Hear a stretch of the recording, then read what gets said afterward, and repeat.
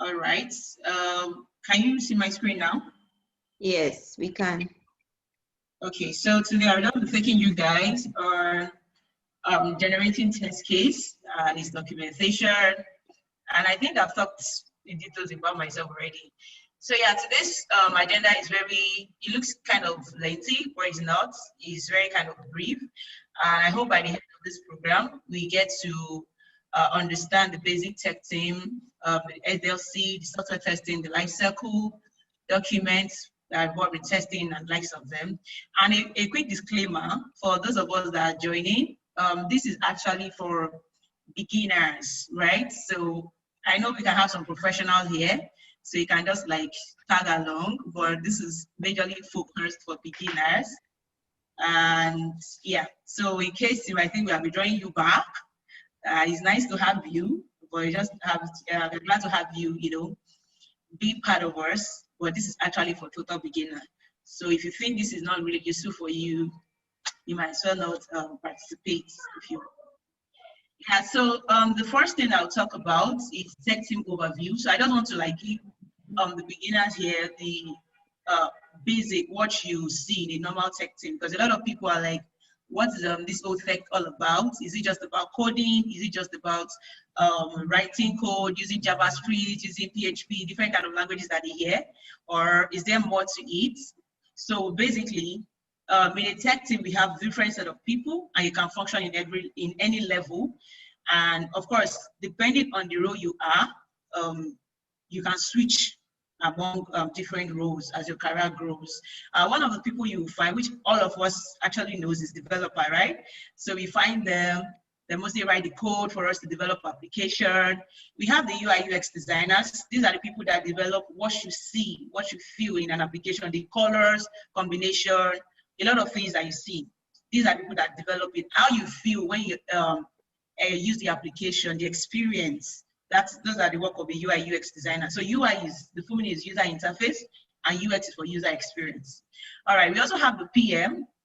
We can be categorized into like 3 different levels. We have the product managers, we have the program manager, we have the project managers.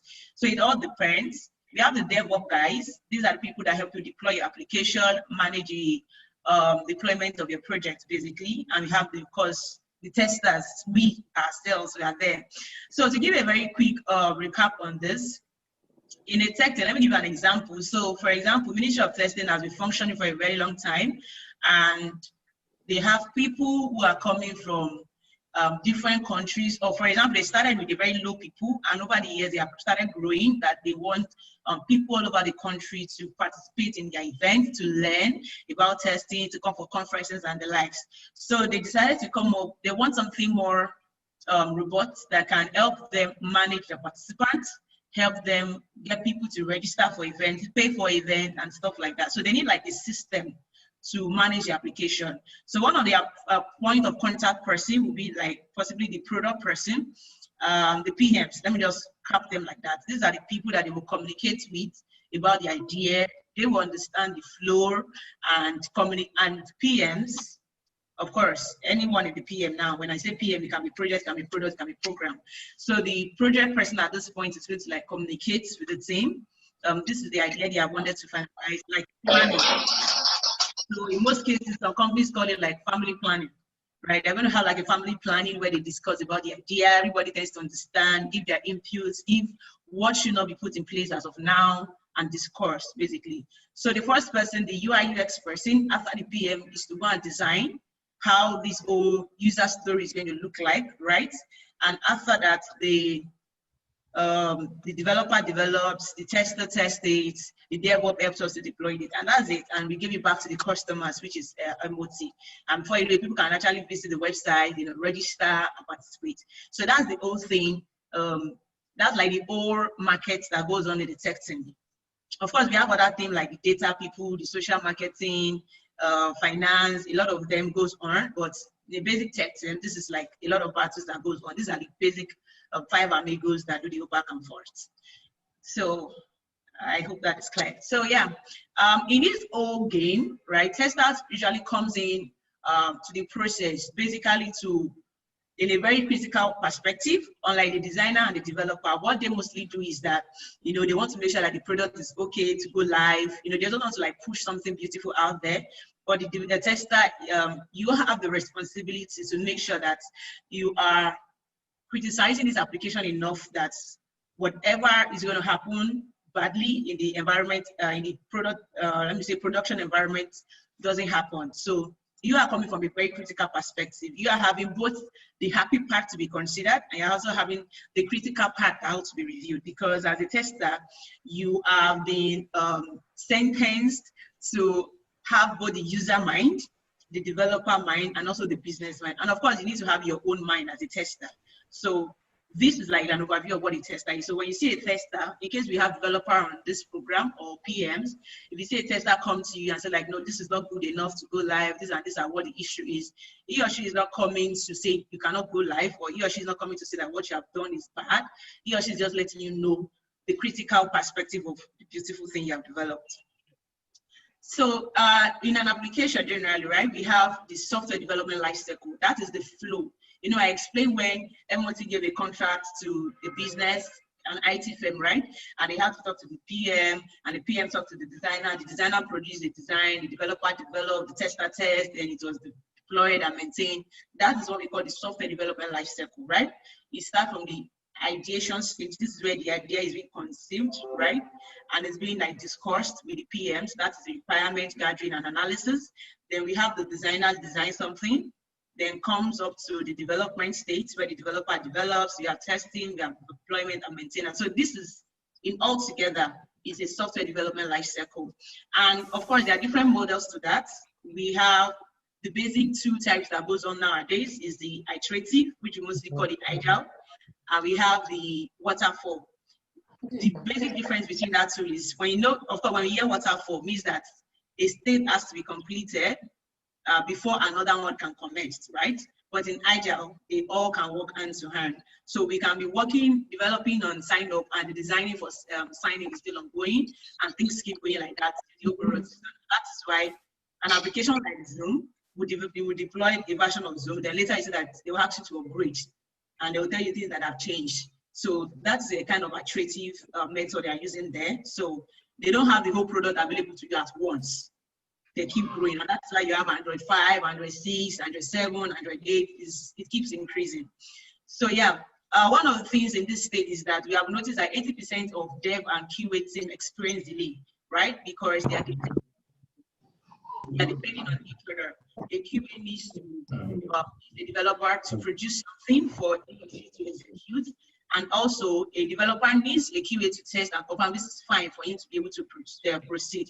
So we are all dependent on each other. You can't work alone, you understand? Except you are being in a consultancy part where you give the application to them. And of course, even in that area as well, you still need them to test, tell you that everything is fine, or there's issue, they still need to bring you back for you to test, rate fix, and then, you know, test again. So there's a lot of dependencies. I'm just trying to give you like a breakdown. We are getting to the test case level, but I just want you to understand that near testing and test case come into place in all of this. Now in SDLC, you know, just like I showed us earlier, we have the testing phase, right? Then what is software testing, right? A lot of times, most of us like sort of mix it up, saying that is an action to execute a particular requirement, so that this particular requirement meets what the user wants. But it's actually not an action, it's a process. It's not something, it's not a one-off action, right? It's not something you can just do and say you are done. It's a process to ensure that the product works, right, according to the end user requirements. Your end user can be your company itself. Your end user can be the clients on this that gave you the contract. Your end user can be the users on the streets. So it's a process because there are a lot of things that are being involved in it. And when you are doing software testing, it is for us to prove that there is a bug, not to prove that there is no bug. It's actually for you to prove.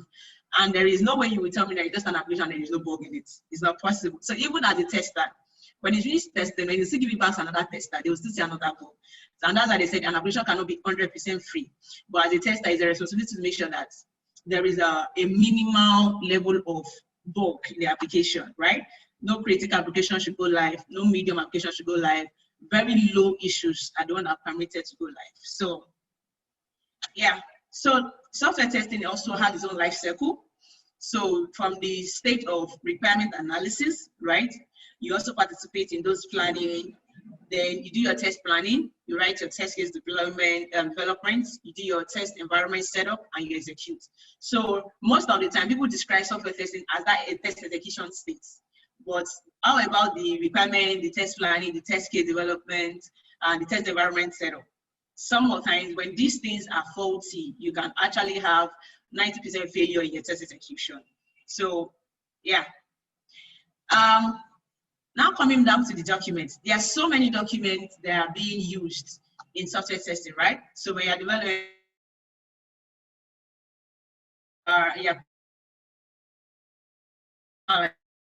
documents that are very, very important. A lot of them are not limited to this, but we have policy, we have test strategy, we have the requirement traceability matrix, we have the test data report document, we have the defect report, test plan, test case, test strategy, and the test summary reports. So the very common one that most companies are very keen with is the test plan, the test case, the test strategy, and the test summary reports. And the one we'll be talking about strictly today for the course of this meetup is test case. What is a test case? Before we even talk about the document itself, right? We have test case, we have test case document. A document can be a test plan, can be test policy, can be test strategy, but test case makes it a test case document, right? So what is test case? Now, this is a specification, or let me put it in a way that you want to break it somehow simpler than this whole long notes. I would say test case is a particular input, a particular condition that you want to test. Let me just put it very short like that. It's a particular condition that you want to test, you want to check for, you want to see that yes, this condition is being met and this condition is being tested for. And that condition is always brought out from the requirements, right? So your customer says they want to develop an application, you bring out your condition, the condition you want to test for out of the requirement that has been stated, out of the series of scenarios, out of the series of requirement that has been stated. You bring out one particular condition. So that condition is what we call a test case. And you need to bring out test cases that cover each part of that requirement to make sure that no part of that specific requirement or user's requirement is being left out. So that is just like an overview of what a test case is. This slide, I believe it was going to be shared, so you can get to read the whole long note story later. What is important of a test case? One of them is to track test coverage. Like I mentioned earlier in the last slide, we have the requirements, right? The user requirements. And here we have, out of these user requirements, we are going to bring out a lot of test cases out of it, right? You are going to make sure that, so that's why you're going to make sure that you are covering practically what needs to be covered, right? So when you test at times, if your product, your sprints for an agile environment, people who are conversant with that, for your sprint, your sprint is going to end tomorrow morning. And as of today, you have only tested 50% of the application. It surely shows us a way that this particular sprint is going to fail, right? Because you need to complete the test and there is a ratio at which that's supposed to be done. So you need to maintain consistency. We need to, for reusability purpose. When you have a standard test case, for example, for like a signing now, we know that in the course of this program, right, we are going to know that at least 4 test cases needs to be generated for a login feature, right? At least 4. So when you have a standard 4 test case or standard 8 cases, when your company develop another signing application, you can reuse it, right? You can reuse it. So you need to have a test case that is reusable. It's easy to automate when you know the success part of your project. I hope we are understanding. To those that are just coming up, I hope you're understanding what I'm saying. For you to also share knowledge for verification and validation, in testing, we have the verification approach. We also have the validation style. We also have, and for reporting purposes, when I share the test case documents, you want to know how many test cases was planned for, how many was actually executed, how many passed, how many failed, how many was not even executed at all. So it's actually very important for reporting. The next thing, so some of the things you need to consider when you are generating a test case, is very important that you understand how that you understand the requirements. You cannot be asked to develop a test case for a financial application, and you start writing test case for how do I put it, like a social application, like a social media, right? You are totally going off. You need to understand what they want to achieve. Of course, in a financial environment, you know that if they are going to be using a thumbprint, you need to capture that. You need to make sure that there is a timeout session. There's some basic things you need to take out because you understand what the requirement is, and you're making sure that the features that are being asked to test is what you are being asked to test. Because sometimes you can be carried away because of you have an experience testing an application before now, and yes, you want to generate another one for this another application. So you are using your experience of the other one to develop a test case for this one. So you need to understand each requirement for a particular feature. And you need to also, when you're developing a test case, you need to make sure that it's quite descriptive on how the process is to test. So you don't need to develop a test case and so a tester, maybe probably you're on leave, and a tester needs to come and develop it, right? And they now need you to come and explain what you develop. It shows that you have failed in the area or in the area of that test case. There's no too much of English about it. That skill of test case is failing, right? You need to develop an application whereby everybody will understand what you have done. And you need to include the details, your test data, what you expect, what is the output of it, and making sure that those details are there. It needs to be very comprehensive. If I call it simply comprehensive. You don't need to write too much of notes to say verify user can log in with invalid data. You don't need to write too much of long notes. You need to write something very simple but comprehensive as well as understandable. So you don't need to write too much notes. You need to write it very simple, but it needs to be very concise, right? It needs to be very understandable. And you need to avoid writing the same thing. For example, you are testing for user cannot log in with invalid, let me say, okay, for example, you are testing for invalid, right? A negative scenario. And in that negative scenario, you have checked already for user cannot log in with non-existing data. You now say, again, user should not be able to log in with data that already exists. It's sort of ambiguous, right? And it's sort of too much. So you don't need it. Put what is very, very important. And of course, assign priority to crucial test cases. If the cases you need to test are very, very important, it's very important that you put priority to it. So if at all you get to a spot where you have to do your spoke testing, you know the cases that you need to actually test for, right? Other than testing for things that are not mandatory, leaving things that are very mandatory and important. And avoid repeating test cases to improve. I think I mentioned that earlier. Peer review, that's another thing you need to take note of. When you create a test case, always share with your team. Somebody can ask that in a team where I'm the only tester, what should happen? Check it with your developer. Try to see if they understand it. And in a situation whereby you have more than one tester in your team, share it with your tester, right? Share with your test team. Let them review it. Let them tell you what is missing. I don't know the process for your company, but I know that in my company, when you are done with creating your documentation, somebody else in the team actually reviews it, tell you what is missing, tell you what you need to update, tell you what you need to remove, just to make sure that there is a peer review of that document and something valuable and important is what is going out. And implement test techniques, right? There are different kinds of test techniques. We have the 2, the 4 flow, the 3 flow, like that. So check for which techniques best covers your test, your software applications, and apply it. So we'll not go deep down into test techniques today. We are not here for that. We are going straight into test cases. So what are the tools? Aside from the conventional Excel sheet, right, that most of us use nowadays, there are some other tools that can generate test cases for you automatically. So, but it all depends on your company approves it and your team as well. So some of them. Sorry? Tomorrow morning, I'm supposed to. We are going to buy turkey. So I think you can help him mute that person, my dear.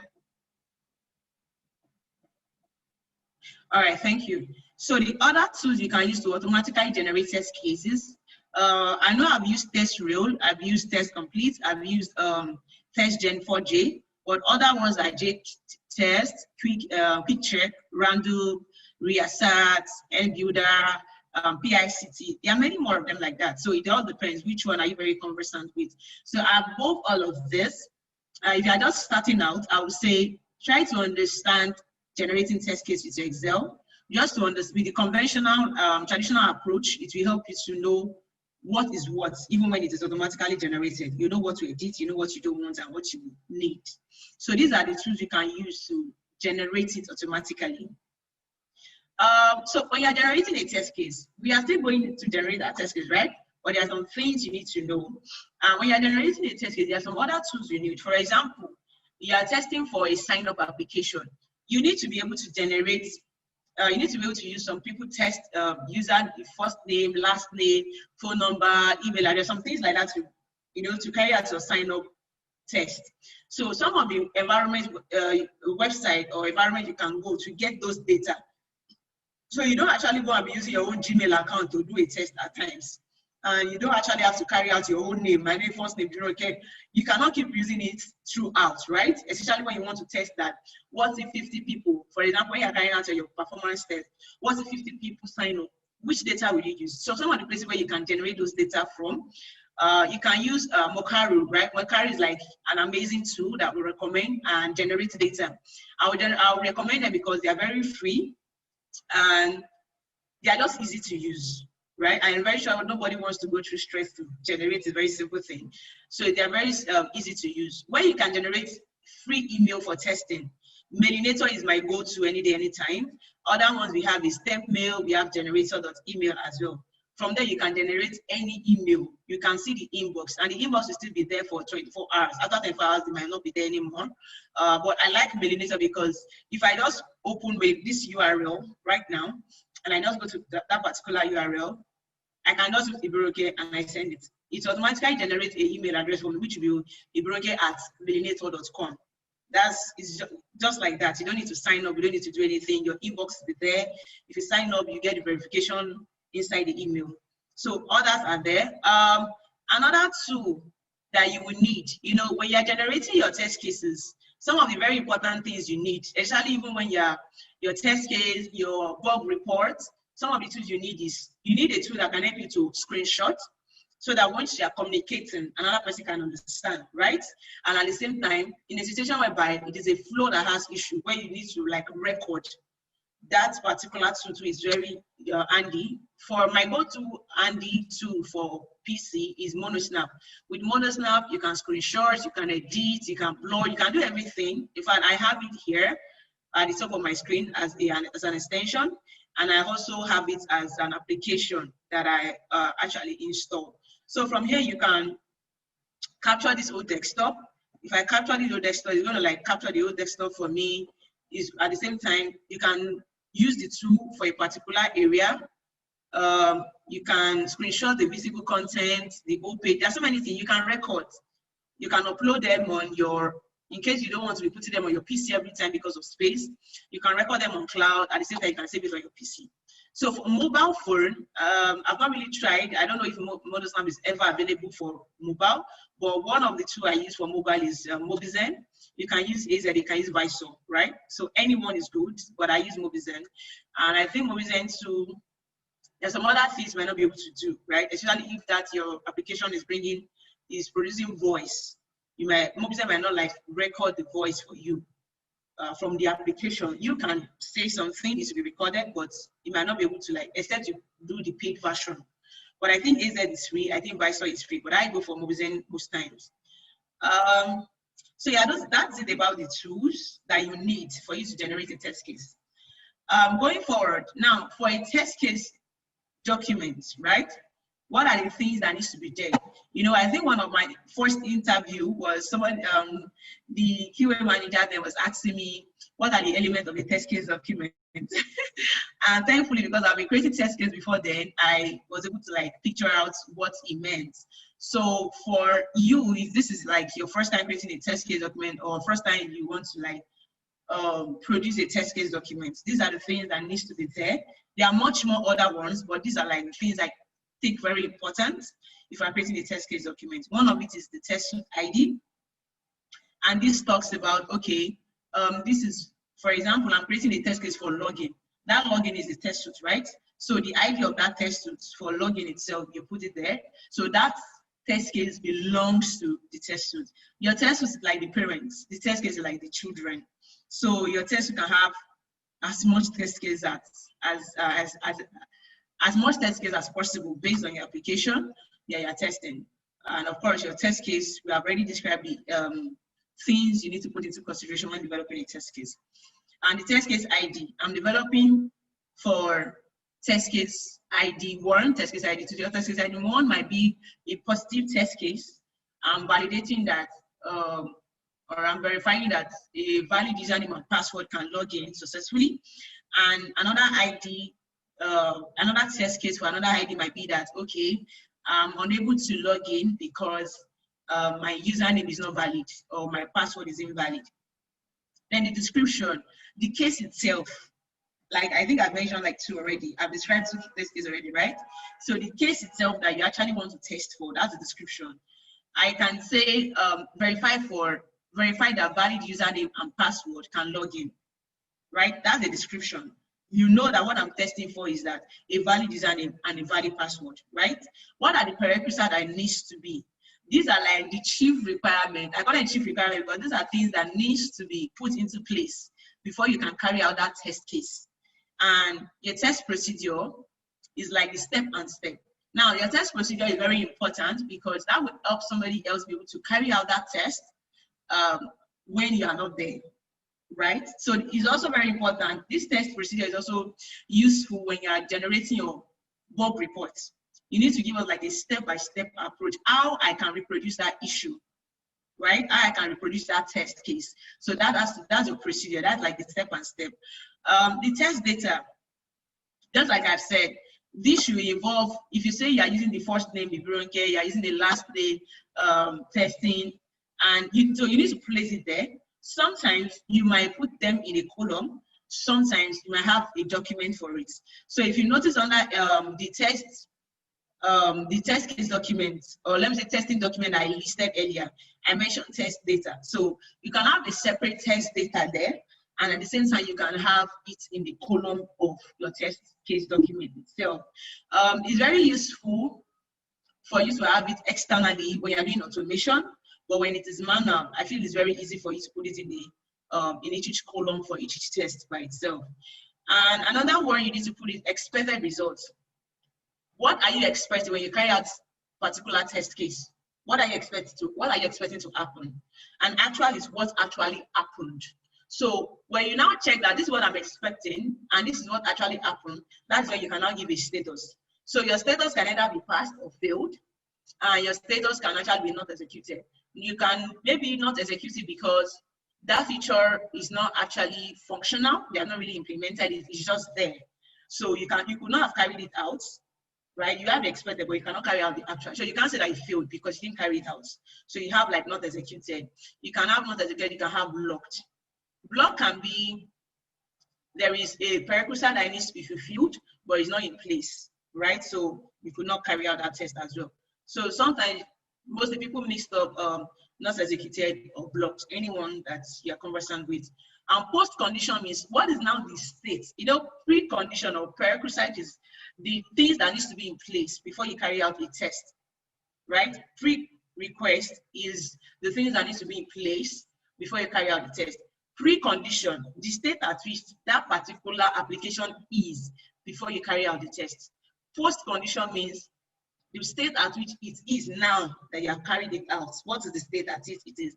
And most time, the post condition is described with screenshot, with recorded information, which we carry out here. You can have comments. For example, you have carried out a particular test, maybe because it failed, maybe because it passed. You can as well have comments for improvement purpose or the reason why it failed. So in that comment section as well, it's also powerful because you can have the link to the bug you have created. For example, a test case failed, right? And you are going to create a bug report for it. You can add the link of that bug report in the comment section here or in the remark section column of your test case. Other parameters we can find in a test case is who created the test case, when was it created, who reviewed it, when was it reviewed. Okay. Those are the other things you can have in a test case as well.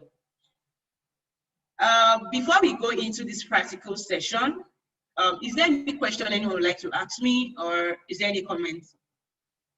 Let me give you like 2 minutes for that. Yeah, you can use the chat section if the environment is not noisy. Okay, Wumi and what's the difference between post condition and status? Okay, so almost like the same thing, but status is mostly of you telling us if it's pass or fail, right? You have compared the expected to the actual. Are they the same thing? Yes, passed, right? So that is what your status is, passed. If you check it, they are not the same thing, right? You have failed. So for your post condition, like the status, right? But in this grade, you are giving us the state at which it is right now. For example, let me use a very good scenario. I'm trying to log into an application. I'm expecting that when I put my valid username and I put my valid password, the expected action is that I should be able to log in, right? The actual, when I put in the two information, it's actually logged in, right? The status at that point is passed because my actual is equal to my field. Now, the post condition can be, dashboard page, right? I can say the dashboard page, that's the post condition of a successful login. I can put a screenshot of the dashboard page there. So that shows that precondition, precondition, yes, is that it is at the login page. Post condition it is at the dashboard page. That is the differences. I don't know if that was clear enough for me.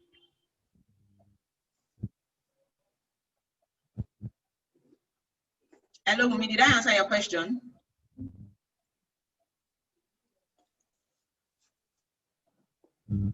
Okay, she said yes, it's worse. So if you ask, I like to know that I'm communicating with a few number of people. So if you know you are still here with me, before we dive into the practical session, I would like you to just say I'm here. You know, just let me know that yes, you are there. So just put in the comment section that I'm here, then we can continue. I'm waiting. I can just see 3 people, 4. I can see we have like up to 40 people on this. So why am I getting just 5 people saying I'm here? Okay. All right, so I've gotten 10 people. I think now I know. I think if I have 10 people here, I think it's fine. So let me open the Excel document. This is the link to the Excel document in case you want to try it out at your end. Do I have the link to? Sorry, just a minute.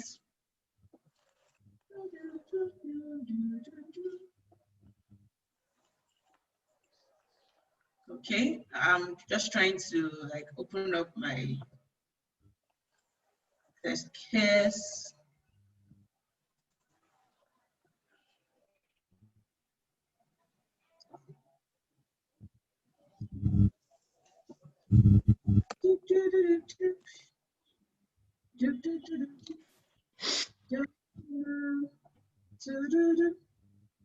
If you have any question, please feel free to drop it in the comment section.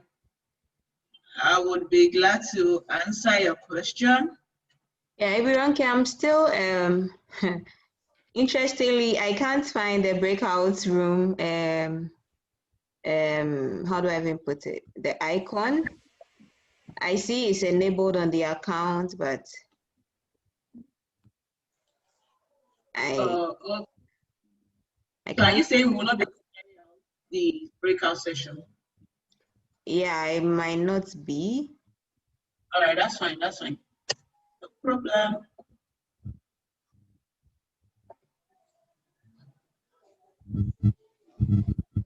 All right. Let me know if you can see my loading test case Excel sheet.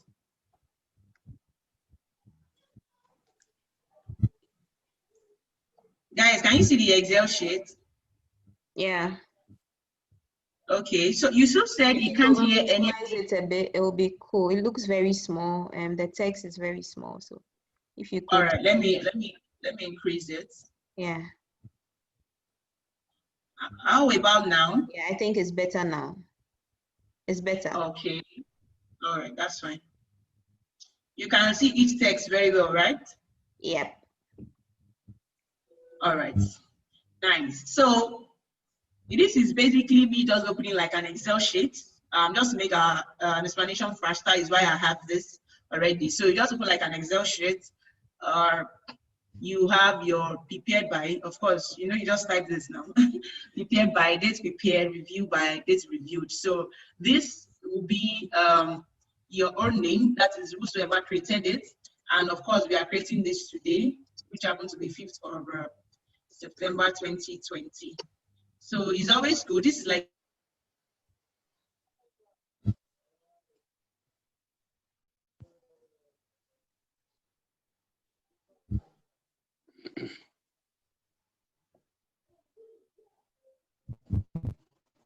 a living document. So it's not something which it was prepared and you put the date at, which is your name and it's reviewed with should be left for whoever is going to review it. So yeah, we have this. Those test elements are listed, right? The elements that should be present are the test suit, the test case ID, the test case description, the precondition of prerequisite, the test procedure, test data, expected actual. I put Circle 1 and Circle 2 for status. I'll explain that. Post condition, the comments. Basically, that's just it, right? So with this, you have covered basically what you need to put in your test element. I don't think we left anything. And I put Circle 1 or Circle 2 here. This can keep increasing, but ideally, we don't expect it to be more than Circle 3, right? So Circle 2 means that I've carried out this expected test, and this is the actual. For the very first time I carried it out, it failed. So Circle 1 can be failed, Circle 2 can be passed, right? So this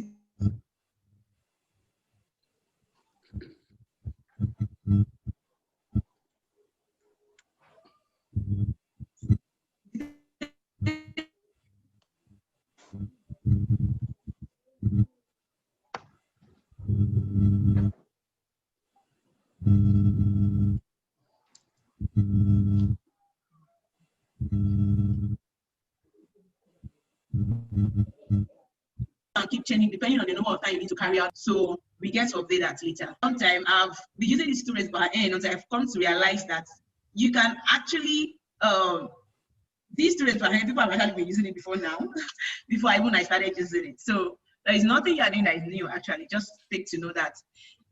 So before we continue, somebody asked a question that when I'm asked to create scenario for like a requirement document, what am I expected to do?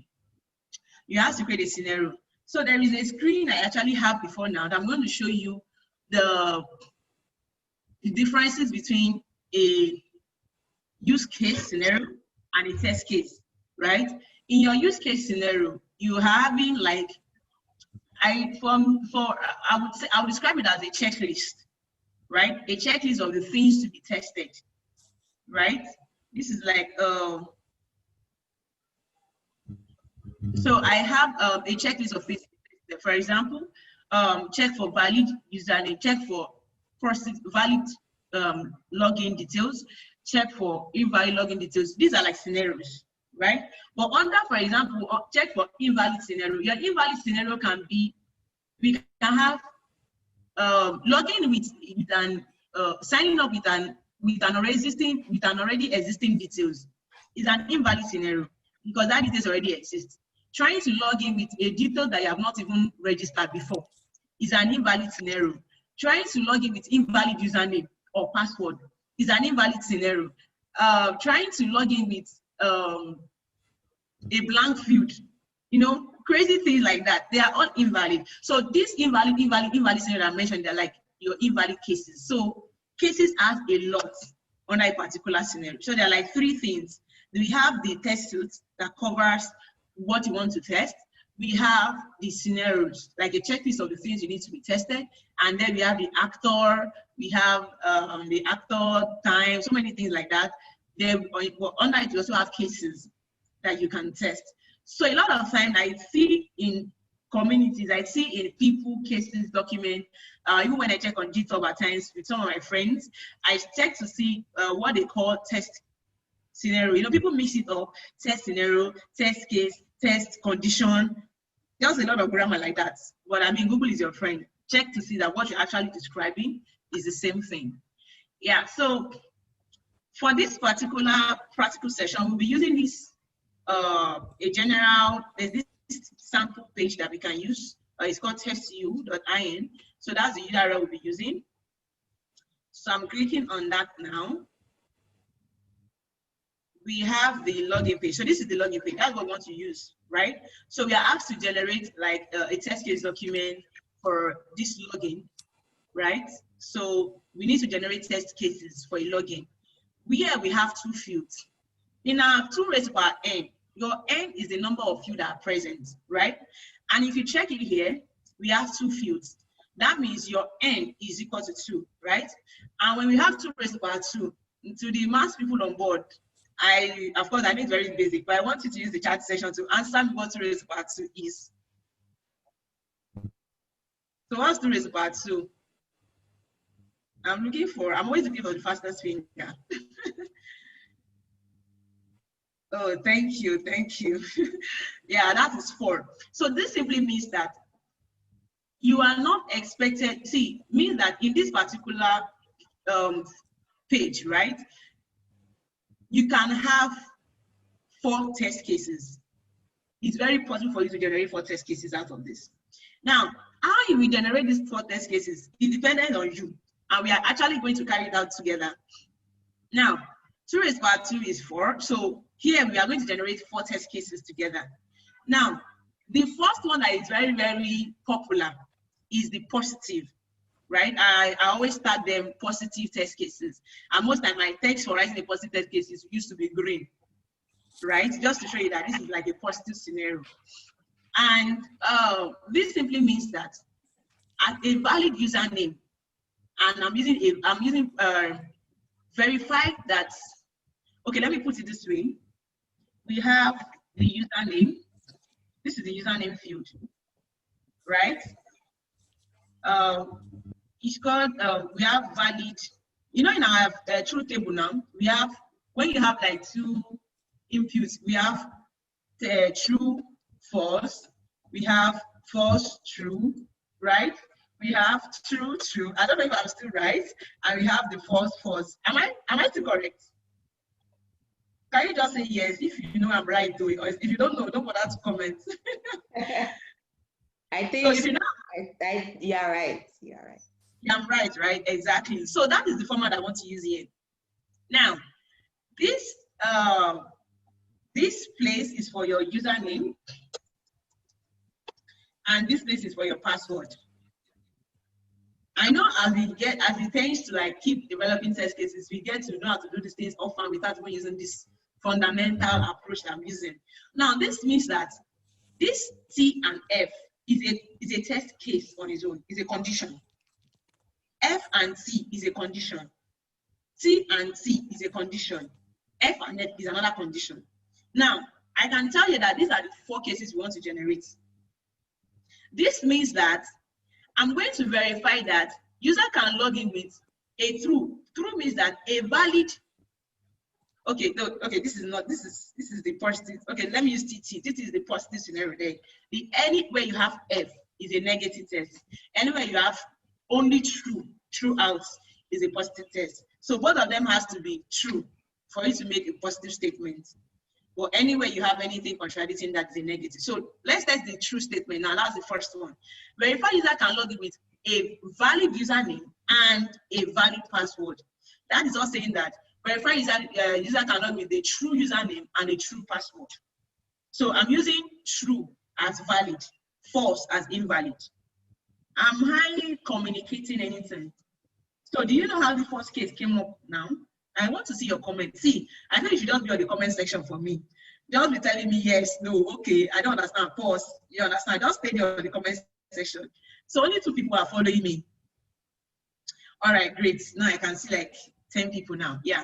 So verify user can log in with valid username and valid password. Just like I said, your T, which is true, right, also stands for valid, right?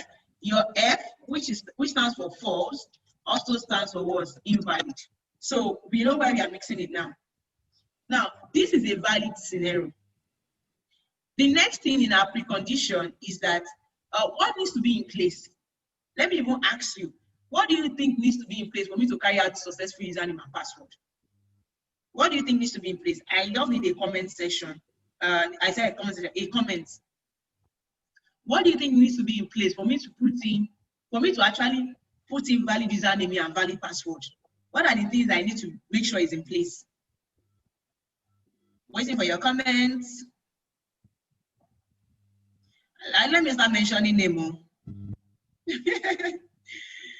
You must have already signed up. Fantastic. Oh, why is Idea the one telling me? Okay, Wumi said you have to be on the login screen. Exactly. Another one, URL must be active. Amazing. Any other one? People are not talking. Valid email. All right. So thank you so much, guys. I can see you must have the test data. In fact, oh, you people are professionals, though. I just have not yet teaching the professionals. All right. So those are the prerequisites that needs to be in place. One of it is that for you to even see somewhere to even put the username and password at all, means that the URL needs to be what? Needs to be active and functional, right? Because your URL might be very active and they will just say that 500 internal server error or something like that. So your URL needs to be very active and very functional. At the same time, you need to have signed up, because if you don't sign up, where will you see the test data? You understand? Where will you see the test data for you to put in username and password? So yeah, user must have signed up. User must have signed up, right? So you have your valid test data, right? So let me put it here. You have your valid test data. Now, what is the procedure? What is the procedure for you to do this? The first thing you need to do is step one. You can write step one, you can write one, anyone that suits. I want to write that visit the URL to input valid username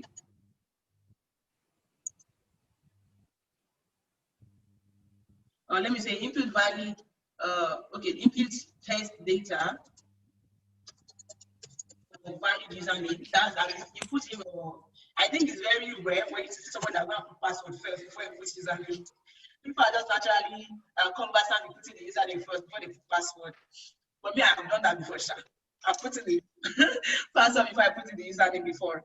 The next thing I will do is I'll input the data for valid password, right? And the next thing here will be to what? To click on the what button did they give us here? Let's check the login button. Yeah, click on the login button.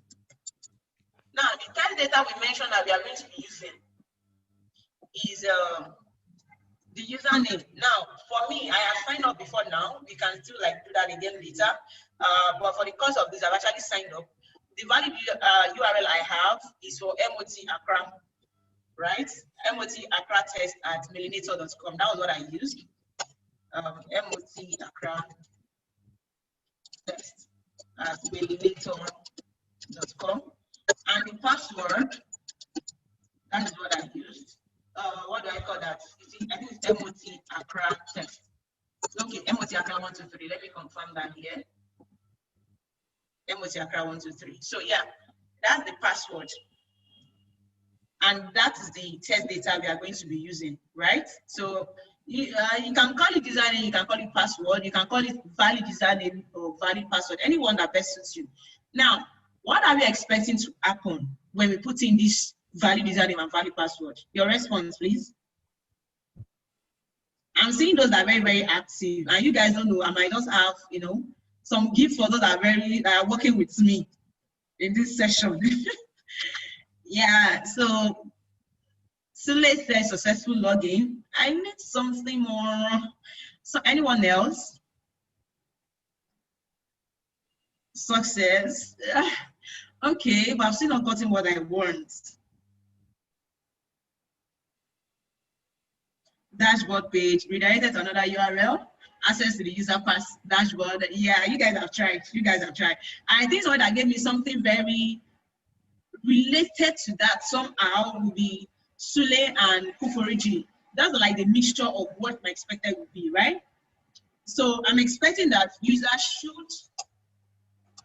should be successfully logged in to the dashboard, page. That's what I'm expecting, right? So I'm successfully logged in into this dashboard page. So let's try that. You need to make sure, yeah, you still say user should be taken to the landing page. But landing page can be different. It might be the home page. In fact, this place alone, without us doing this login, is a landing page. So you need to be descriptive with your landing page. This is a landing page. Any page on this page is a landing page. You can log in and you see another landing page. So yeah, that point you need to know that you need to be very descriptive with what your landing page is. I don't know if I communicated that well. So let's try. Let's log in. Let's see what we expect, what actually happened. I have MOT Accra test here, and I have my password with MOT Accra 123. And I click on the login password. Let's see what happens.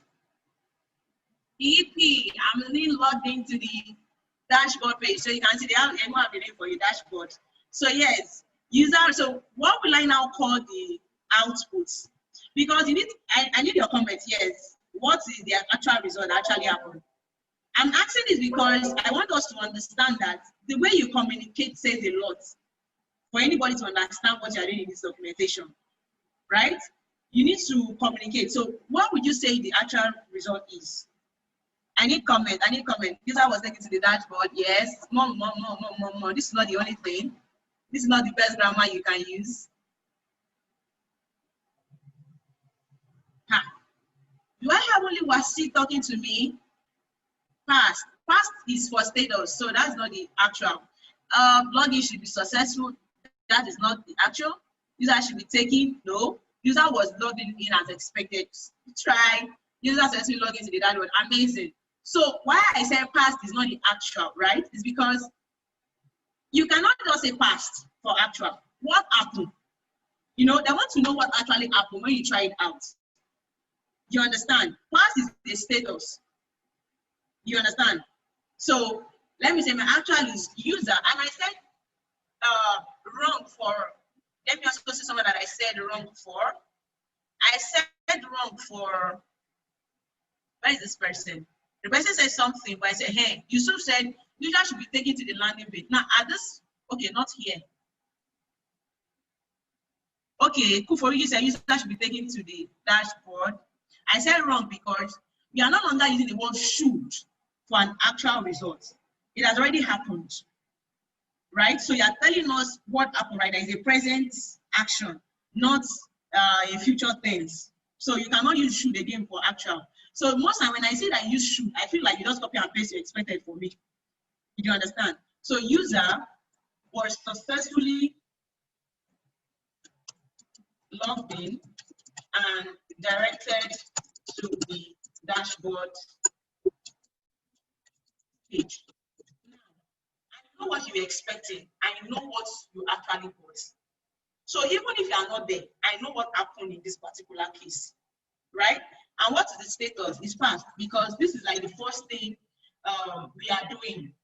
If it fails and we are trying to begin next time, it will not be status 2. You understand? And somebody might want to ask me that if a particular case already passed and another one failed, and I asked them to fix the one that failed, do I need to go and test the one that passed before? Yes, you need to. That's what we call regression test. Because in the course of them fixing one, they might have gone and touched another one. Elements of items on the field of fields can be very, very tricky, especially if your developers are not putting into consideration automation testers or your automation scripting. So sometimes they might have changed the identifier for username field to be, maybe it's user ID that they are using to identify the username field before. But in the course of them fixing the issue, they went to change it to username instead of user ID. Now that username can cause the fact that you put a valid username and you start seeing an error like invalid details or field cannot be blank, stuff like that. It's not because the field was blank, it's because something has changed. So you need to confirm that even if it has passed before. So that is it for regression. I hope I caused a bit about regression test there. So that is the status.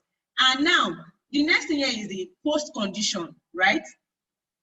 Post condition for me, yeah, if it has to be me, normally I would just do a screenshot, right? You can do two things. You can either do a screenshot like I'm doing right now. I do it from this page, and I just to cover a part of the screen to show that yes, I was actually logged in. And to my amazing tool of MonoSnap, I can clear off areas I don't want them to see, right? That's what I just did. I just blurred it out. I can also crop. I can decide to crop some areas that I think, oh, it's too much of white space, stuff like that. I can cut it.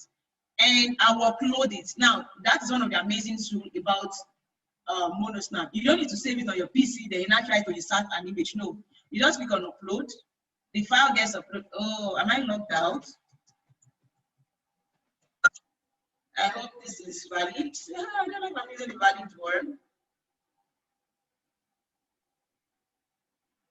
Okay.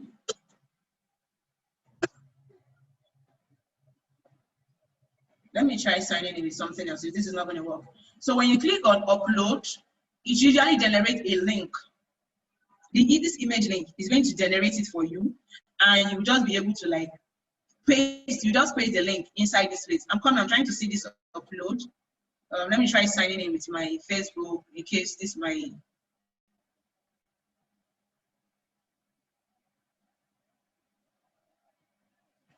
Just a minute. I want to make sure that I'm sorry. So yes, if you have a MonoSnap, you have to log in, right? So that basically the reason for that is that everything you are screenshotting and you're pushing and you're saving on, uploading on cloud, you can always go back there to retrieve it. You understand? You can always go back there to retrieve it. So that's the essence of you uploading, basically. Let me see.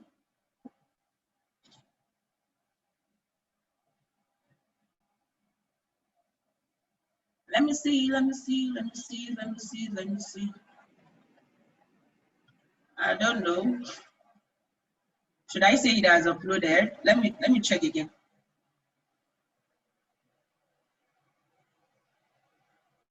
Sorry about that. I should have. Oh, this stuff is not uploading. It's just, I don't know. Let me check again.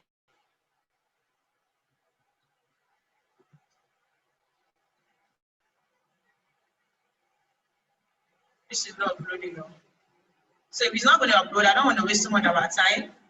It's just because I've not signed in. That's the reason for all this, right? But once you have signed in, it's going to ask you to upload. When you upload, it's going to automatically by itself. Just give it some seconds.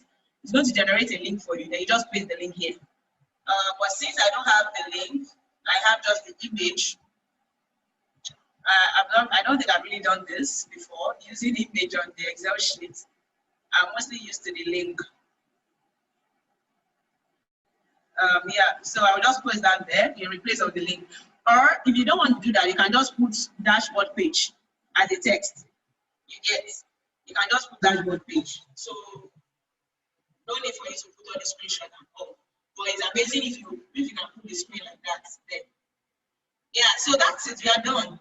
Any comments? Actually, none. I don't have any because it did not fail. So I don't have anything to add here. Nothing much, and I don't really have anything for them to improve on. So my comment section can be null. This test circle 2, mostly not useful now because I'm not going to be carrying out second test for now, right? So I can just put this as status and we move. You understand? So that's it. We are done about, okay. Let me just put it here. All right, so that's one of the things I don't like about the whole image, because it's going to be moving it over, but it's linked now, it's not going anywhere. All right, so that's it. We have actually done one.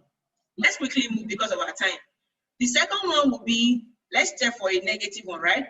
Verify user. Now, this time around, can a user log in with invalid password? I think it's possible. What do you think? I need your comments, please. I need your comments. Can a user log in with an invalid password?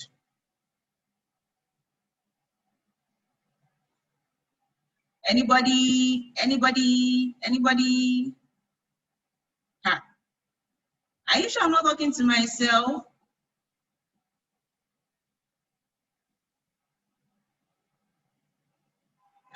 No. Oh, amazing. Okay. Thank you. I wasn't seeing people's comment before. I thought I was the only one. So verify user cannot, right? So we are going to use the word cannot here. Cannot log in with. Now, what we are checking for is this, which is true and false. True, which is valid username, and invalid password. Can you see that? That's the combination that we are going to use. Use a true username and an invalid password. That's another case. Of course, the prerequisite might just change this time around because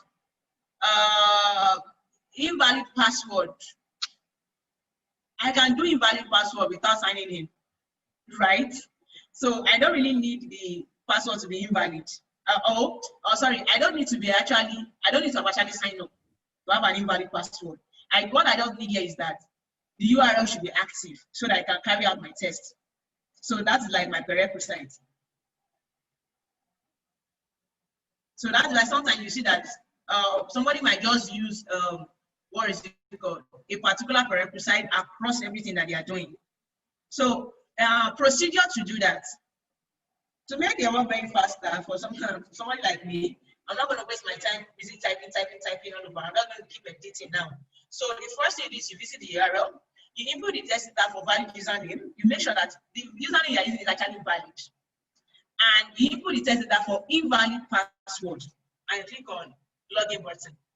What will our username be now? Our username is still the same, right? It is just our password that will change. Our password can change as less as just put dots, right?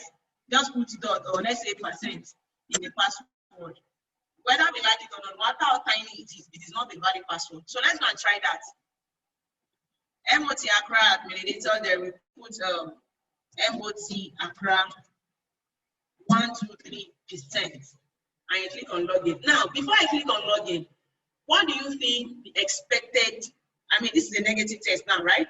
So, what do you think the expected output should be? Let me see your comments. Yes, I know you can't log in, but what should we expect this time around? User should not be successfully logged in to the dashboard. Amazing. Can they just eat it for me? That's just it. You don't need to write so much grammar.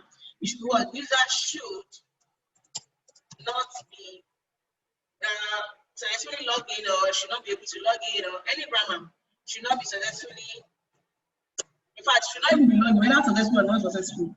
User should not be able to log in.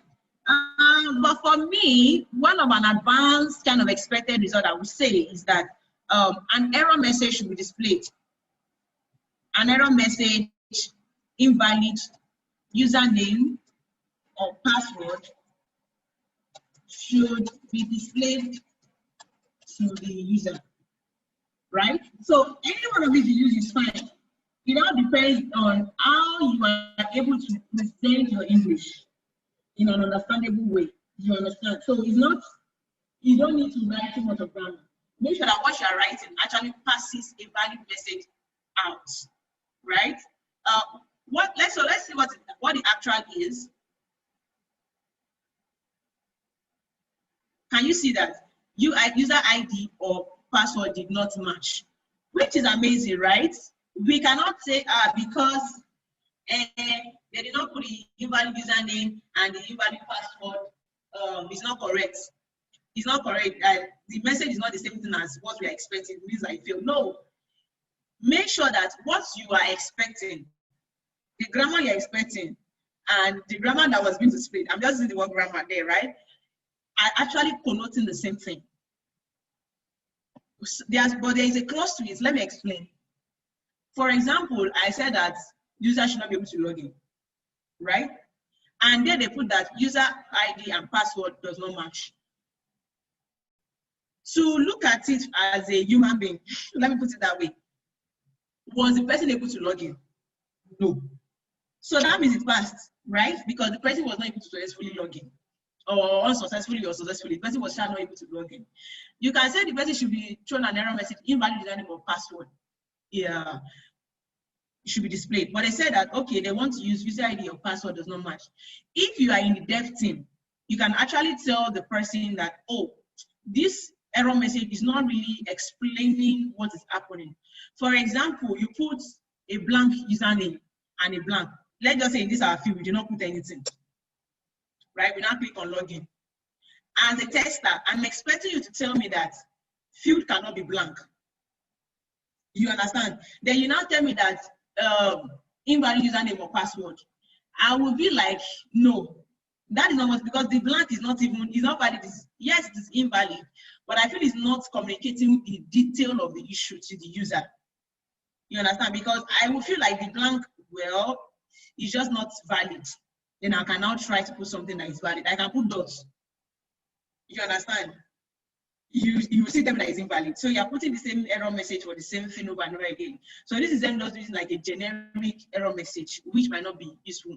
This might not be the case, but you need to make sure that in any case you have been testing, especially when you're dealing with a fintech application, you need to make sure that the error message is security conscious in terms of your error message, and at the same time, it is valid for the user to understand. So actually what happened is that an error message, which is, what was the error message? Let's check it together. We have user ID or password does not match. So you just put that there. Was displayed to the user. And the user was not logged in. Because a case can later happen whereby this error message will display and the user will be on the dashboard. And the user will be on the dashboard page. It can happen.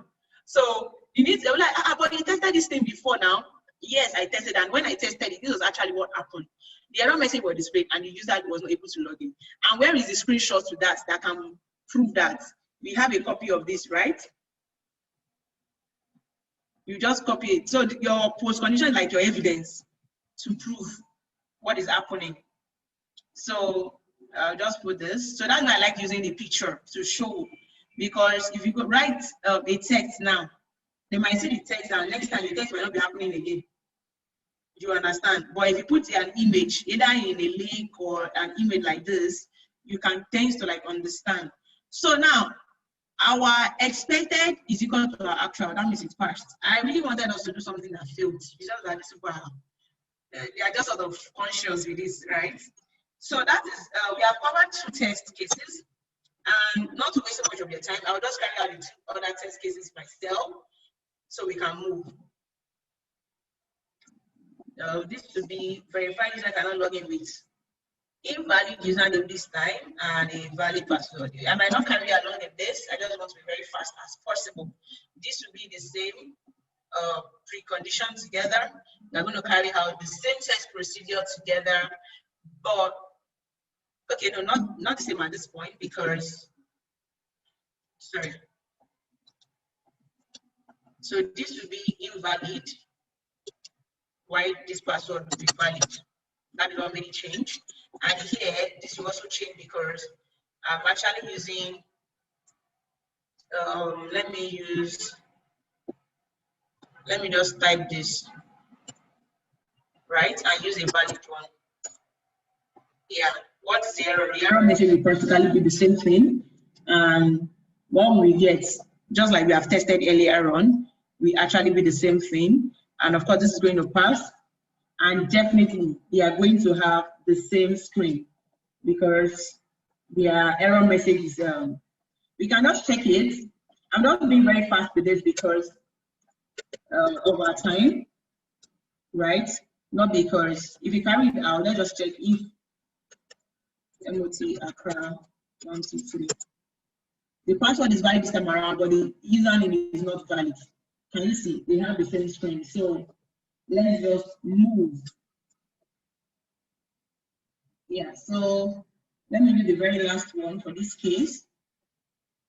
This is false, false. So I will have my verify. Let me just copy this. It's invalid and invalid. So both of them are invalid at this point. And of course, the same prerequisite. This time around, both of them has to be invalid. And so I'll just put invalid password here. Because we know that they're expecting the same, and what is actually going to happen is still the same thing, and this is still going to pass. And this screen, they did not change it to, these people don't want to stress themselves. So it's still going to be the same. So that's it. However, you can carry out more than just this form. For example, how do we carry out more than just form? How do you generate? Now, we are using invalid things, Abi. I can come and ask you that. What do you mean by invalid? It is, for example, let's say I'm saying invalid for username now. Username invalid, I can test for. I can say it's invalid when it's a blank field. Let me give you cases where things can be invalid. It's a blank field. It is invalid at that point. It is also invalid when the email address does not exist. Right? It is also invalid when should I put? When it does not exist, when it's invalid, in fact, invalid is invalid, when it's actually invalid. In such a way, I just said that MOT Accra at mail. That's not invalid URL, right? It is also invalid at that point. Now, you can see I've created 3 invalid already, aside from this invalid that I wrote. So I can say it is invalid using blank. I can test this across. If for password as well, I can, let me do this. So yes, I can mix this combination also for password. Then I will now start writing, oh, I will test blank username and blank password together. I will test blank username and email, the password does not exist. There's not my password does not exist. It's invalid, right? So I can check it, I can mix it. So this blank field now, I will try the combination with each one of this. This email does not exist. I will try the combination with each one of this. With this email address not valid, I can try with each one of this. Do you understand? So ordinary in this login, I can carry up to 16 test cases on it. Now, I'm always saying one of these to my trainee that if you say you don't know a test case, it is because your mind is not opened. When your mind is open to test, you can carry out up to 30 test cases on that login page. And they have to be very valid and invalid test cases. So yeah, that's a lot of combination you can mix together. Then somebody asked that, sorry, please, why are we using past status on invalid username and password? Exactly. So now we are using past. Now, you are not using past because of the case you are testing. You are using status. Your status is not dependent on the case you are testing. Your status is dependent on your actual, your expected versus your actual. Now, for a negative scenario, I said user should not be able to log in with email that is not existing. And truly, the user was not able to log in with email that doesn't exist. Does that pass or not? It passed. You understand? So I'm comparing my expected to my actual. I did the same thing. Is it what I'm expecting that I got? Then that's passed. If what I'm expecting is different from what I get, that's where we can say it failed. So even if it is invalid, even if it is a negative scenario, your status is independent. The status is actually dependent on both your and your actual. Did I communicate that well enough, Anix? I need your response. I need to know that you understand what I said. Anybody else also that heard me? Can you? All right. Thank you so much for that.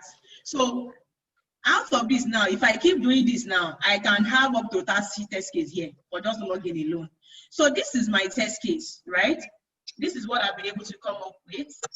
Just a very basic one. Let me try to minimize this so we can have like a full glimpse of the whole screen together. Right. All right, so in my test case as well, okay, I've listed it now. This is when I take this kind of test case. Oh, before we go, for every test case, right, there is an ID before we go. So you are going to put your ID here, test case ID 2, 3, 4, all of them are all for a test suit, right? So they are for the same test suit. Sometimes you can have it in a column, sometimes you can have it in a row on it. So yeah, that is it. This is like a raw, simple test case. You have created a test case like this. If you tell them that I've created a test case for login, I've tested you and you have presented this, no way anybody will say you didn't test, right? They might just say, it's not beautiful enough. And that will take us to the very next one that we'll be doing next. So who reviewed it? Does this look like a test case to you? Let me get your comments, guys. You are the reviewer now. Any question on this test case? Do you think something is missing that we need to add? I need your comment too.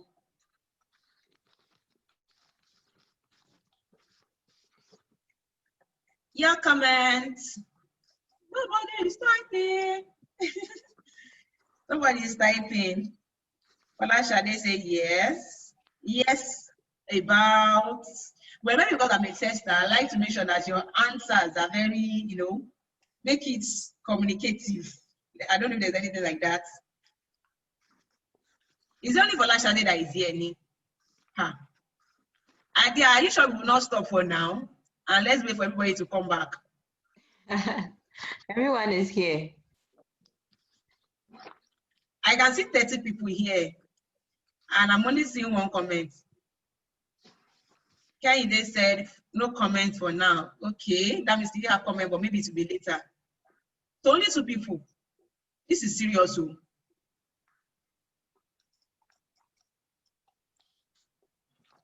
This is serious.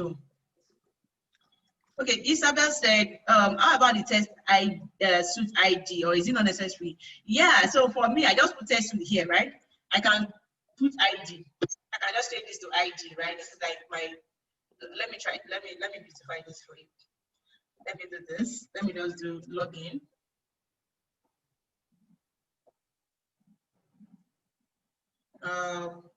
Then I can have my test suit 01.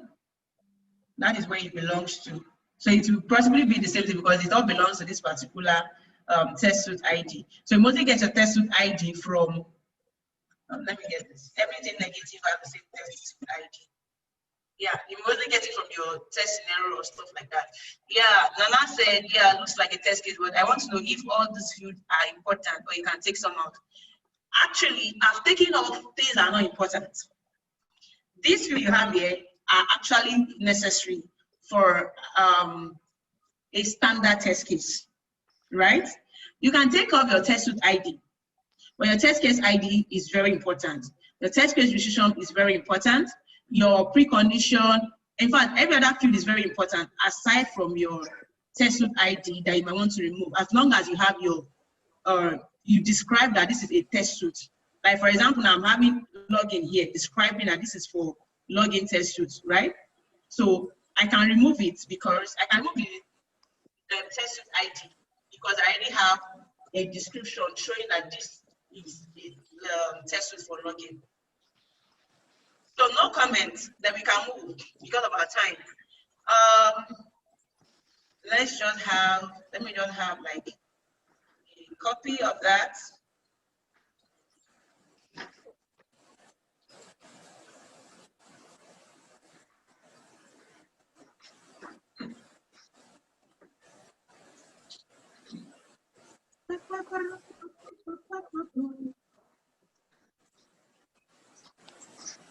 Okay, so this is what we have used, and let me paste this here.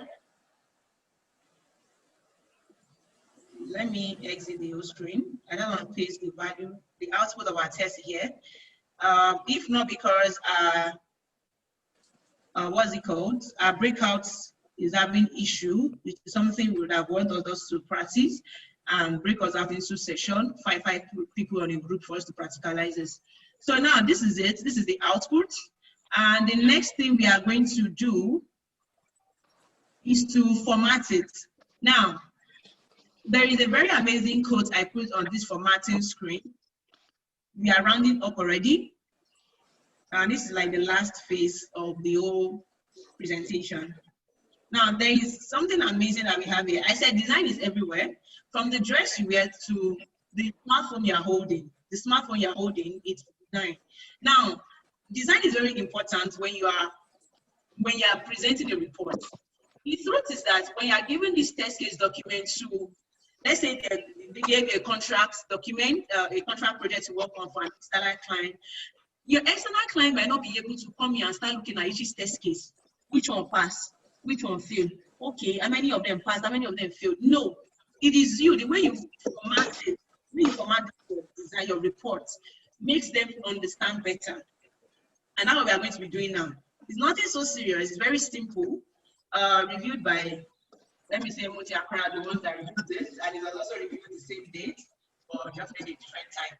So now, one of the things I would do is that for every test case that I have that is negative, where I have cannot, right? I'm going to make it red. The text is going to be red. This because I want you to know from a glance that when you see this test case, right? It is a negative test case. Anybody that sees it, oh, why is it red? This should be blue now. You understand? Okay. Test contain this, and the background should be very transparent. So now, the first thing I've learned is that anywhere you see a text that is green, you know I'm carrying out a positive test case, right? And anyone that you see that is red, I'm carrying out a negative test. That is number one thing I've done. You can see that the face is gradually changing. The second thing I will do is for my status. For this status, it's very important you put it, you format it, just to make it not mandatory, right? Let me put it that way. But it helps you to know from a glance, right? When you are viewing like a report, I just try to put this failed and not executed so that you can see something different. So I'm going to format this column as well. You can do this both on your Google document and your normal Microsoft document. So no partiality. All right, so you have your past. I can say anywhere that I have past, it should be green. My text should be white so that anyone that sees it knows that this is for past. I will check the same thing for failed. Where I have failed, it should be filled with red. Okay. The background should be red. We know that white sits well on red. White, so that is for failed. And I have the one for not executed as well. So make sure that the text you're writing here is what is actually obtainable in your test case. What you're formatting is what you have there. So don't write not executed here and you can write blocks at the other side. It's not going to format it properly. Now we can see that this is gradually changing. We are having something more beautiful there. The background of this is just for you to make this look beautiful and color. You understand? Not mandatory. Remember, I'm always saying it. There are some things that are not mandatory.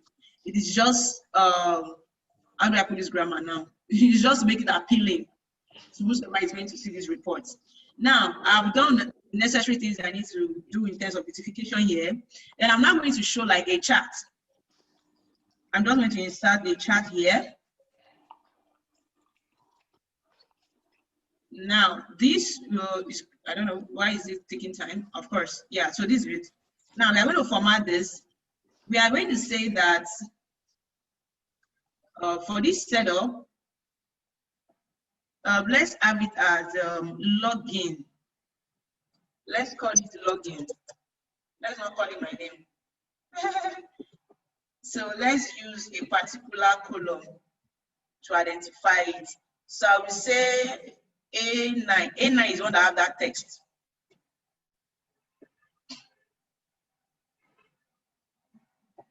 Let me go back.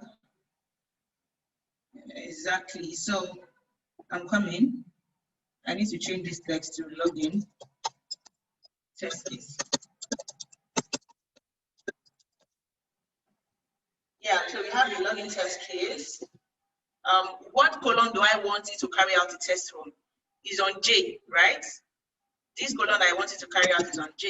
So I'm carrying out the test from J10 to, let me say, J20. That's the range. Once you are done with that, I'm trying to make that aggregate. Okay, let's add label to be passed. Yeah, exactly. So can we see that immediately I had my data range, the label. I want it to aggregate the labels for me. Passed, failed. That's why I have this aggregated, and I use row 10 as the header. Now this row 10 is where we have the status.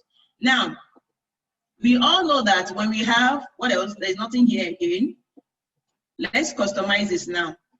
In our chat, we can have background color, anything you want, depending, anything you want to see there.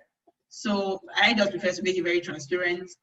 You can use the font style. These are not, I'm just trying to make it at very maximum. Okay, I don't want to use maximum because I want it to show me.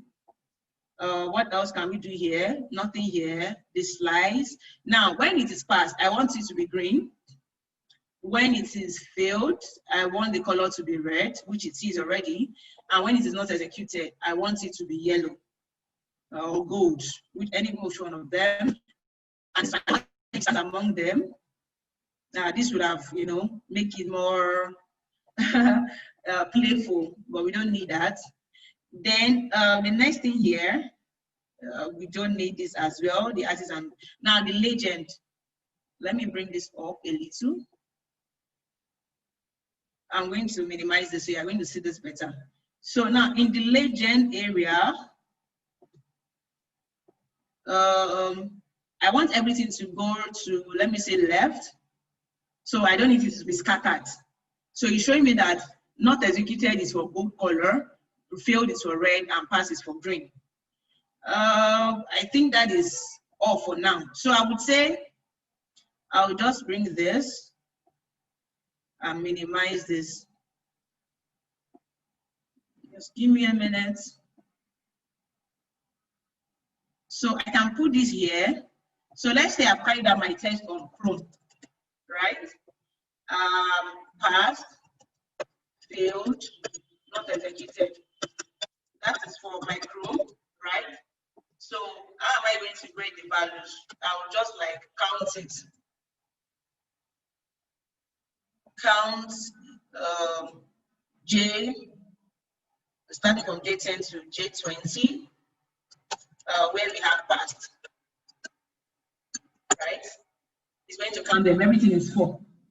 Then the one that we have, using the same formula for failed, it should show us just 1 because we only have 1 failed there that we wrote, not that it actually failed, and not that it's actually not executed.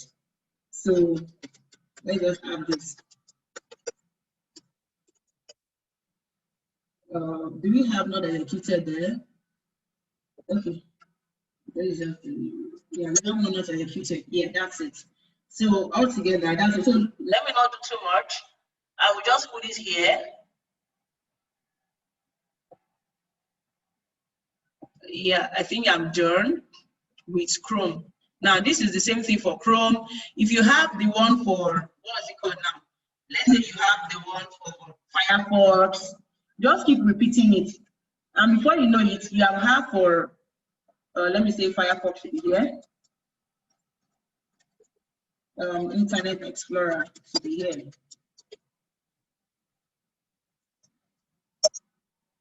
Okay, let me just bring this here. So it might be different because under your status here now, I can have status here, And inside this data, I'll just have Chrome here. I'll put another column for Firefox. I'll put another column for Internet Explorer. So did it pass for Chrome? I'm going to put pass. Did it pass for Firefox? So sometimes it might pass for A and might not pass for B because the browser renders content differently. And yeah, that's it. We just keep having that over and over. Let me put this here. It's just like you design like a dashboard. You understand? So when anybody comes here, they can totally see how many of it is passing, how many of it is failing, even at a glance. Do you understand? So they don't need you for them to be able to picture from afar. So when you give anybody this kind of reports, trust me, they understand. They know how many pass, they know how many things fail, they know how many things you do not execute out of things that was planned. You know, they know a lot of things based on these reports now. So they can easily like say, oh, okay, this is what passed. And this procedure I'm showing you here is what I've been able to use to come up with this report I'm going to show you now, which is quite much more detailed. It's loading. I'm going to show you once that's finished loading. It's coming up, just give us a minute. You know, graphics, sometimes they take their time to load content for us. So it's still coming up.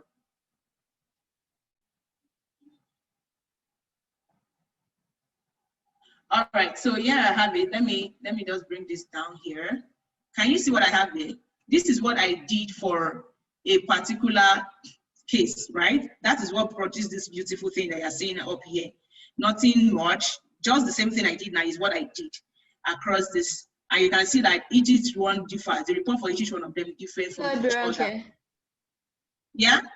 Yeah, I can't see it. I'm still seeing the Excel sheet. Oh, really? One. Am I the okay, let me show you. You should be able to see it now. I'm sharing the second screen. Can you see it now?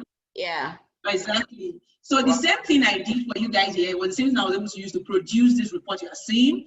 And here we have, you know, for Android 5, 6, 7, you have the report for each one of them. You can see that we have 7% not executed for Android 7, but 8 was not executed for Android 6, 9 was not executed for Android 4 because it's different, right?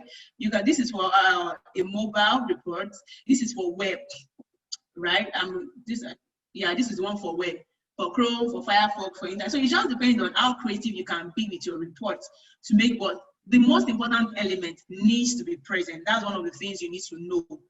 That the important element that we are having here, the test ID, the test case, the description, precondition, procedure, test data, expected actual, status, post-condition, comment, you know, who prepared it, who reviewed it, those things are showing there. Those are the like major elements. And from that, you can generate any other thing you need. So I think that's all. So let's have a screenshot of this into our report, because I know I'm going to be sharing this with you guys. And I want you to be able to see the output by yourself. So by the time the team share you this material, you can as well have a copy of this. You know what you are reproducing by yourself, and you won't really have so much of issue being able to replicate it because you have something to guide along. So that is first thing there. Can you just paste? Yeah. All right. So I think that is all about it. I'll come in. All right. So if we are to compare now, this is the screen we had before now, right? Can you all see my screen now, my slide? Yes, we can. All right, great. So we can compare and contrast what we had before we did the whole formatting. You know, by the time you give your, I want to actually make you tell me, this is the report we created. This is like the natural one. This is like the basic one that we created. Imagine you give this to your clients, right? And I give this to the same client. Which one do you think will actually entice them the most? Let me get your comment. Will it be this one because they are just focused on the content? Or will it be this one that shows them that is more interactive with them? Which one do you think? The second one, exactly. Thank you so much for that. So that is the importance of your GUI. You might not do it, like I said, you can do it because of the benefits. So I think that's all. We would have liked to go through a breakout session for this practical. You guys do like, just create test cases for a sign-up page, just 5 of them. You don't necessarily have to create, 2 raised by 5 means that we can create 32 cases out of this sign-up page. Abby, 1, 2, 3, 4, 5, 6.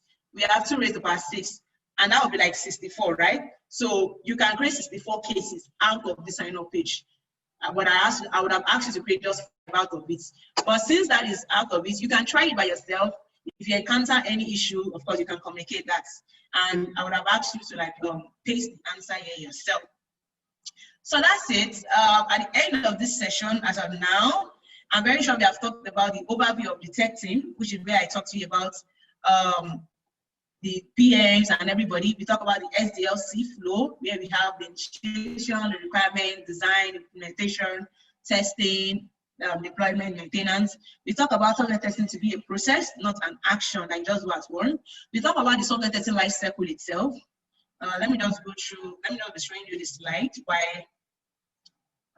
This is just like we are done. So this is not like maybe recapping, right? So we talked that we are testing to get the existence of the bug in absence. I told you about the life cycle, where we have the requirement, the test planning, the test case, environment, and execution. We have different documents, and the most common ones, we have the test plan, case, strategy, and report. We have talking about what test case is itself. We talk about the importance to track coverage, to maintain consistency, easy to automate, share knowledge, verification and validation, and reporting, which we can see in the RPG. Things you need to consider, the tools you can use to generate test cases automatically. And when you want to generate like user data, you know where to go to, email address you can use, things you can use to record, just like you can see where I use the MonoSnap to screenshot the image and put it in the Excel. And also for mobile phone, you can use the Mobizen and all. We talk about the element that we used in the test case practical session. And of course, we went ahead to create a test case using this format, using this test page. And here is the output initially. Then we went ahead to format it, and we got this beautiful one. And the practical one is for you to like carry out by yourself. And yeah, that's where we are. And that's it from me. Thank you so much. If you have any question, let's communicate. Wow. Thank you. I'm clapping. Thank you so much, Ibrahim. That's very insightful. I've learned so much. In fact, I thought I really know how to generate test cases, but after this, I'm thinking I need to rewatch this whole thing again. Honestly, I've learned a lot personally. Am I the only one? I mean, the gurus over here. Am I the only one? I don't know. Maybe I don't only you. Okay, well, as you said, it's not only you. Yeah, it's not only me. All right, we have a question. So we have about 9 more minutes to go and we are done. So we just use the rest for question. I've posted, just check the chat here. Okay, let me just post the link again. If you want to have let me do that. If you want to have the recording and the slides, just fill this form for us. It asks you for your name, email address, what you do, and just that. Yeah. All right. So let me just go straight to the question from Isabel. So she's saying, how do you create test cases using boundary value analysis? Okay, so that's like I would say boundary value analysis is like one of the recognized way for you to get input data. What you do in that case is, how do I put it? So for example, we have 32 test cases. We are testing from test case 1 to test case 36. So this is how boundary works. So you are going to pick a value that is less than 1. That is how do I put it? You are testing from the lower limit, in between limit, and the upper limit. That's boundary value, right? You are making sure that you are testing for the least scenario. You are making sure you are testing for the valid scenario, and making sure you are testing for the extreme scenario. So in a boundary value analysis like that, we have, imagine you are testing for 1 to 32 cases. You are going to test from a 0, test for a value in between, and test for a value more. Or let me just say, even to we have a 2 boundary value analysis, right? You can just test for a 0 and 33, meaning that what cannot happen, or let me say, how do I put it now? We have a test case for, let me go to this test case now. So in this kind of cases now, we have 2 raised to the power 4, we have 4 test cases, and out of the 4 test cases you want to generate, you have to make sure that from 1, you have generated a case for a 0, and you have generated a case for 5. A case for a 0 can be, user does not have a details at all, right? Now you're not even testing for, maybe the person have registered or have not registered. This one, the person does not even exist in the record at all. That is a case you are going to test for. Then, this case of 5, this case in between them, when you are using a free boundary though, this case in between them will now be like, okay, this person is invalid, right? The person actually registered, this email actually exists, but the password does not exist. And this 5 means that this person is actually trying to, let me put like a login session, let me test like a timeout session, right? This person has been on that login page for like 10 minutes. The page did not refresh, nothing happened. So you're going to test an extreme case, or the session timeout, when the person logged in, the session timeout, or you can also test in an upper boundary, in testing like you are trying to sign up with an account that already exists. That's something already above boundary also.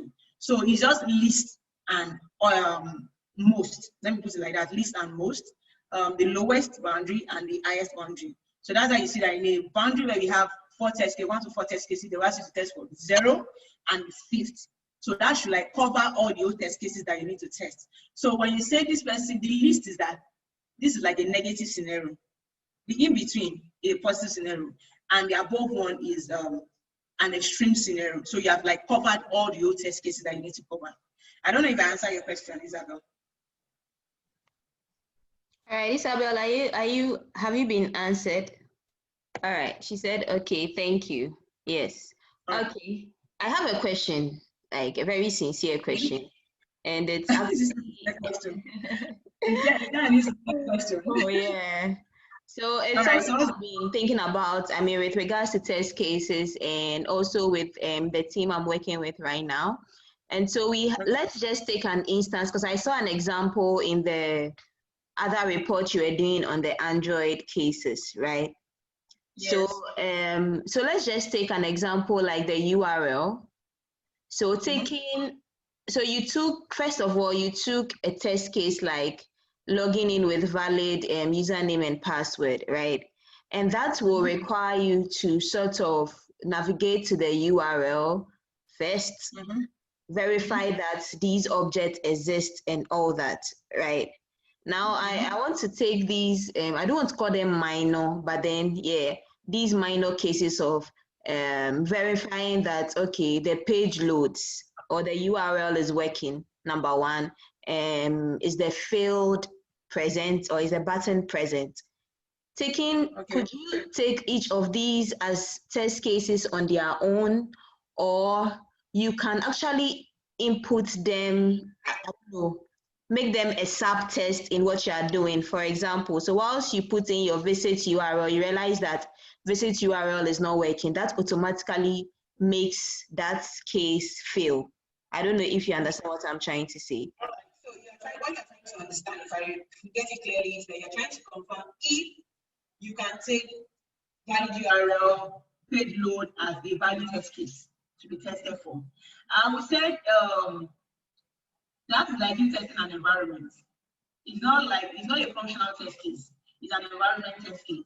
Now in that environment, the test case can have like how do I put it? For example, you are testing the home page. Okay, for example, when you are talking about the button present or not present, if if you are testing for home page has its own test case, right? Making sure that what you see in the design is equal to what you are actually seeing, because what will happen if the designer has designed to see, to have color blue, the login button should be on the left corner of the page. And when you finally load the page that the developer developed, and you went to the UAT environment, which is your URL now, and you're now seeing that the login button is at the left corner, and you're seeing the color green, it doesn't tally to what is expected, because what is expected is part of the design. This is what the client sees and is expecting. And when you're having something contradicting that, you cannot take it passes. So you need to test for your own page. So checking if the button is present. In fact, once the design, you can't create, you can't create a test case. You can't say you are creating a test case when the application is actually ready. This one we are testing is because we are using like an online, they're just like checking randomly. In an in-team application and you are testing, you start your test case documentation, immediately you have the requirements. Mm-hmm. One of the things that guides you also is the design document. Let's say you have your Figma document link now. You know what you're expecting. You can use that to bring up your test case. You don't even need the developer to develop finish before you write your test case. So it is when your developer, because that is when you now have your expected. It is when your developer is now done, you now compare it and give it an actual output. So you need to cover up the part of the home page. And for the URL that you mentioned, it's like a prerequisite. It's not really like a test case, because this is like something that needs to be present before you can even carry out this test at all. You understand? So you cannot say this test has failed because URL is not present. No, it's just for you to let them know that environment is not available for me to carry out the test. You understand? And that's why it's a prerequisite. If it's not available, you can't test it. I don't know if I answered your question. Yes, you have. So let me just use the scenario. So let's take the first test case you used, right? And let me just say that I go there and the button to click on the login is not present. Can I fill it? I lost you. Hello? Of course. How are you going to carry out a login test if the button to click on login is not present? All right. I think that's all. That's all I wanted. Okay, let me, you can say, now, in the case of button, for example, you got to a login page, you got to a welcome page now. Let me go back, let me share the screen. You got to this login, you got to this landing page now. Let me remove this.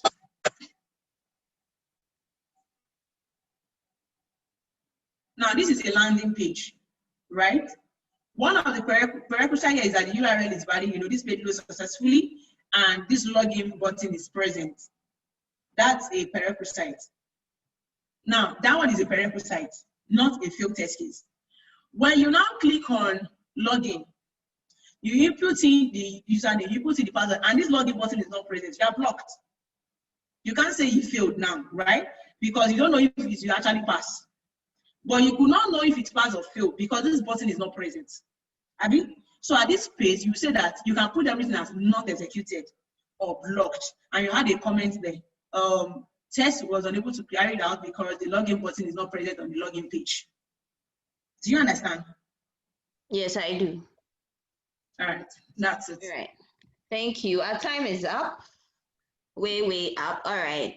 Thank you, everyone. And please don't forget to, if you want the slide, you want the recording, don't forget to fill the form up there. That's the only way we can send it to you.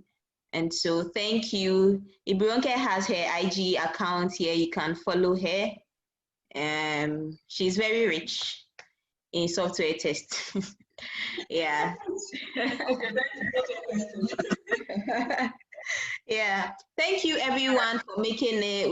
We would by all means have future ones. I know right now we have this Ghana Nigeria thing going on, and so hopefully you'll meet us in one of your meetups to come soon. And yeah, I would say bye-bye over here. Thank you. Enjoy the rest of your weekend. Bye.